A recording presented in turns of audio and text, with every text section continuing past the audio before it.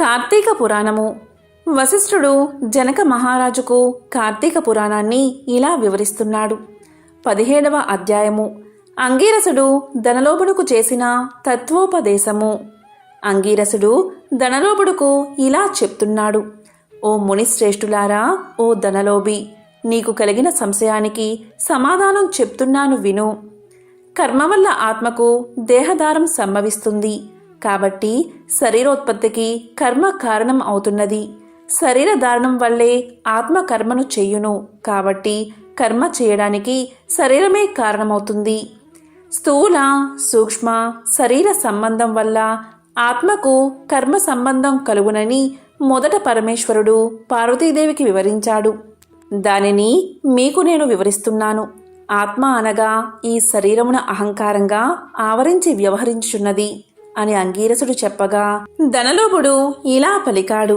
ఓ మునీంద్ర, నేనింతవరకు ఈ దేహమే ఆత్మ అని భావిస్తున్నాను. కనుక ఇంకా వివరంగా చెప్పబడిన వాక్యార్థ జ్ఞానానికి పాదార్థ జ్ఞానము కారణమవుతూ ఉన్నది. కాబట్టి అహం బ్రహ్మ అని వాక్యార్థాన్ని గురించి నాకు తెలియచేయండి అని ధనలోభుడు కోరాడు. అప్పుడు ధనలోభుడితో అంగీరసుడు ఇలా పలికాడు.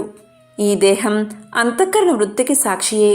నేను నాది అని చెప్పబడే జీవాత్మయే అహం అనే శబ్దం. సర్వాంతర్యామి అయి సచ్చిదానంద రూపమైన పరమాత్మ నహ అను శబ్దం. ఆత్మకు ఘటాదుల వలె శరీరానికి లేదు. ఆ ఆత్మ సచ్చిదానంద స్వరూపం. బుద్ధి సాక్షి జ్ఞాన రూపి శరీర ఇంద్రియాలు మొదలగు వాని వ్యాపారమునందు ప్రవర్తింపచేసి వానికంటే వేరుగా ఉన్నదై ఎల్లప్పుడూ ఒకే రీతిని ప్రకాశిస్తూ ఉండేదే ఆత్మ అని పిలువబడుతుంది. నేను అనునది శరీర ఇంద్రియాల్లో ఒకటి కాదని తెలుసుకో.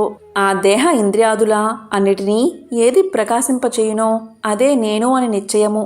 అందుచేత అస్థిరములగు శరీర ఇంద్రియాదులు కూడా నామరూపంతో ఉండు నశించినవే కాక ఇట్టి దేహానికి జాగృత్ స్వప్న సుగమ అవస్థలు స్థూల సూక్ష్మాకార శరీరములను మూడిటి యందు నేను నాది అని వ్యవహరించేదే ఆత్మ అని గ్రహించుకో. ఇనుము సూదంటురాయని అంటిపెట్టుకుని తిరుగునట్టు శరీర ఇంద్రియాదులు దేన్ని ఆశ్రయించి తిరుగుతూ ఉంటాయో అదే ఆత్మ. అలాగే అవి ఆత్మ వలన తమ పని చేస్తూ ఉంటాయి. నిద్రలో శరీర ఇంద్రియాల సంబంధం లేక గాఢ నిద్రపోయి మేల్కొన్న తర్వాత నేను సుఖనిద్రపోయాను, సుఖంగా ఉంది అనుకున్నదే ఆత్మ. దీపము గాజు బుడ్డిలో ఉండి ఆ గాజును ప్రకాశింపచేయునట్లే ఆత్మ కూడా దేహ ఇంద్రియాలను ప్రకాశింపచేయుచున్నది. ఆత్మ పరమాత్మ స్వరూపం అవడం వల్ల దానికి దారాపుత్రాదులు ఇష్టమవుతున్నారు. అలాంటి విశేష ప్రేమాస్పదమగు వస్తువేదో అదే పరమాత్మ అని గ్రహించు. తత్వమసి మొదలైన వాక్యములందలి త్వం అనే పదానికి కించిత్ జ్ఞత్వాది సశిష్టమందు జీవాత్మ అని అర్థం. తత్ అను పదానికి సర్వజ్ఞ ద్విగుణత్వ విశిష్టమైన సచ్చిదానంద స్వరూపమని అర్థం. తత్వమసి అనేది జీవాత్మ పరమాత్మల ఏకత్వాన్ని బోధిస్తుంది. ఈ రీతిగా సర్వజ్ఞత్వాది ధర్మాలను వదిలివేయగా సచ్చిదానంద రూపమొకటే నిలుస్తుంది. అదే ఆత్మ. దేహ లక్షణం ఉండుట, జన్మించుట, పెరుగుట, క్షీణించుట, చచ్చుట మొదలైన 6 భాగాలు శరీరానికే కాని ఆత్మకు లేవు.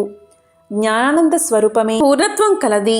వేదాల్లో దేనికి సర్వజ్ఞత్వము, ఉపదేశము, సంపూర్ణత్వము నిరూపించబడి ఉన్నదో అదే ఆత్మ. ఒక కుండను చూసి అది మట్టితో చేసిందే అని ఏ విధంగా గ్రహిస్తామో అలాగే ఒక దేహాంతర్యామియగు జీవాత్మ పరమాత్మ అని తెలుసుకునము. జీవులచే కర్మఫలం అనువింపచేసేవాడు పరమేశ్వరుడనియు జీవుల కర్మఫలాన్ని అనుభవిస్తారు అని తెలుసుకో. అందువల్ల మానవుడు గుణ సంపత్తు కలవాడై గురు శుశ్రూషను చేసి సంసార సంబంధమగు ఆశలన్నీ విడిచి విముక్తిని పొందాలి. మంచి పనులు తలిస్తే చిత్తశుద్ధియు దానివల్ల భక్తి జ్ఞాన వైరాగ్యాలు కలిగి ముక్తిని పొందవచ్చు. అందువల్ల సత్కర్మానుష్ఠానము చేయాలి. మంచి పనులు చేసినా కానీ ముక్తి లభించదు అని అంగీరసుడు చెప్పగా ధనలోభుడు నమస్కారం చేసి ఇలా పలికాడు. ఇట్లు స్కాంద పురాణాంతర్గత వశిష్ఠ ప్రోక్త కార్తీక మహత్యమందలి సప్తదశాధ్యాయము 17వ రోజు పారాయణం సంపూర్ణం.